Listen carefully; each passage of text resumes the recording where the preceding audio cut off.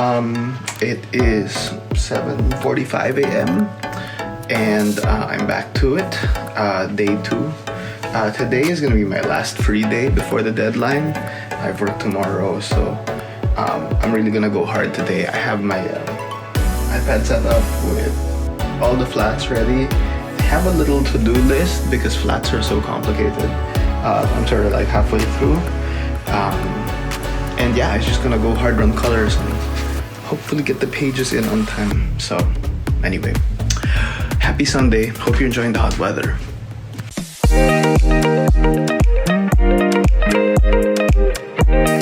Happy Pride, guys! Andrew here, and welcome to Comicbooker, all things comics from a creator. It's Pride Month, and I usually like to do a video to commemorate it. But this year, it's really special because it saw the release of my second project for DC Comics, a short story for DC Pride 2023. For those of you who don't know, DC Pride is an annual anthology that's 3 years strong now, which celebrates love and diversity by giving LGBTQIA+ creators a space to tell stories in the DC universe. This year's installment is especially awesome, with contributions from Grant Morrison, Jen Bartel, Bruca Jones, Hayden Sherman, Neil Gaiman, A.L. Kaplan, and more. Since this channel is all about my journey as a comics creator, I figured I'd talk a little bit about how the whole thing came together. It started last March when I got an email from editor Jessica Chen, who asked me if I'd be willing to illustrate an 8-page story by writer Jeremy Holt in 3 weeks. 3 weeks for pencils, inks, and colors. Now, for a full-time comics artist, that's actually a generous deadline. But I'm not yet at the point where I can do this full-time. Right now, I'm juggling a 40-hour day job plus a teaching gig on the weekends. So if I was gonna do a good job here, it was gonna be a little bit tight. But it was such a good opportunity that I didn't want to pass it up. I weighed all the pros and cons, and here's how that looked. Pro, I get to work with Jeremy Holt, the writer of these amazing books. Pro, I get to work with Jessica Chen, an editor of these wave-making new books. The story in question being a tie-in to this book. Pro, I get to draw Batwoman and a new character named Sante Zu in a story that's set in Gotham City. I've never officially drawn Gotham City. I love Batwoman and J.H. Williams III's work on it. And just look at this awesome design of Sante Zu by artist Heining. That's just begging to be drawn. Last pro, did I mention that it was DC Pride? With a story by my favorite comic book writer, Grant Morrison? I mean, I have all the previous editions of this anthology, so it felt like it was a really big deal. The only con I could think of was that it was gonna take a little more time than I usually have in my schedule for making comics. Thankfully, my partner was super understanding, and I worked out a plan. Basically, do my 9-to-5 job, but then sneak in blocks of work before and after. Plus, a lot of grinding on the weekends to get it all done and polished by the deadline. The script was amazing. Jeremy Holt is a writer who seems to put a lot of thought and subtlety into their scripts. The script was pretty brisk and tight and didn't overwhelm me with detail, but expressed a lot in a few words. Before I started, I got emailed a reference PDF from editor Jessica Chen for the book that this story ties into, Spirit World #1 by Alyssa Wong and Heining. Back then, the book hadn't been released yet, so here's a look at the first issue, which establishes the character well and lays out the broad strokes of Sante Zu's world. Sante's a non-binary character that's both alive and dead at the same time, allowing them to access these paper-themed supernatural abilities that derive from Chinese mythology. And on top of that, I got to do some super fun research because I got to look at old issues of Batwoman for inspiration. J.H. Williams III is an artist's artist. His work is a huge influence on me, and it's really nice that I'm able to show a little more of his influence in my work this time. Part of that was being really deliberate with how I laid out the panels.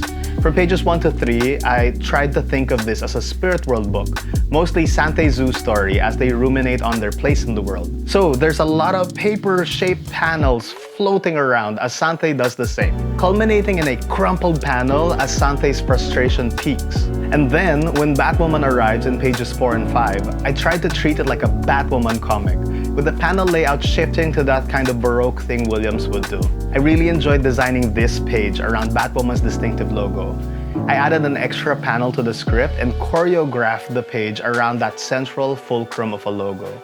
And finally, as the two characters enter the crypt and the conversation shifts to talk of family in pages 6 and 7, I shifted over to a more conventional layout as a kind of wind-up to a blooming, Yannick Paquette-influenced final 8th page, where Jeremy Holt gives us a magical, realist ending that both showcases Santayzu's powers and brings in a nice bit of closure from Batwoman's past. I was on the Gotham Outsiders podcast recently, and they asked me what my favorite moment in the story was, and it's hands down the first page. Jeremy gave me the freedom to draw a lot of cats, so I went to town, even adding a Batwoman and Santay cat to frame the title logo that I hand-lettered. The first page is also where I managed to throw in references to the 2006 weekly comic series DC 52, which coincidentally was also the series where this version of Batwoman first debuted.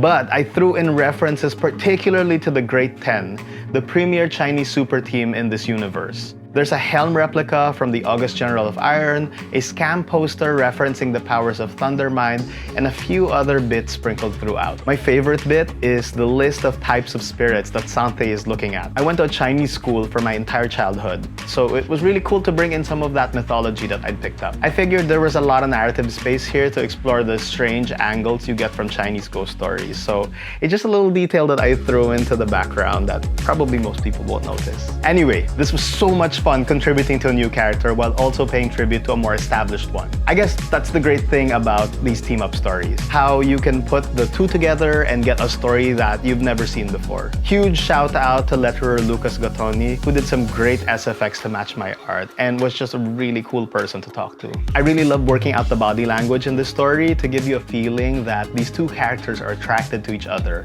without doing anything overly flirty. I think it's a great contrast to the Catman Ghostmaker story in this book, where the two dudes literally fight it out with goons before collapsing in bed together. One of my favorite stories in the Anto, honestly. Lastly, I want to show this post-it that I wrote while I was working on the project and kind of figuring out a few notes for myself on how to work efficiently when you feel like you're under a deadline crunch, plus a few other things. Anyway, that's enough waffling from me today. DC Pride 2023 should be available in stores everywhere, although I've heard that the first printing has already sold out, but a second printing should be coming out this July 11. I've already started my next project for DC, and I'm getting that script soon. I think it's slated for December, so I'll tell you more about it when it's announced. In the meantime, I still want to do a video on that Shazam comic that I drew, some updates on Secret Heart Attack number 2, which I'm still working on, a vlog on my upcoming trip to San Diego Comic-Con, and maybe something from Japan this September. So stay tuned. Happy Pride! I hope you enjoyed this video, and I guess I'll see you in the next one. Peace!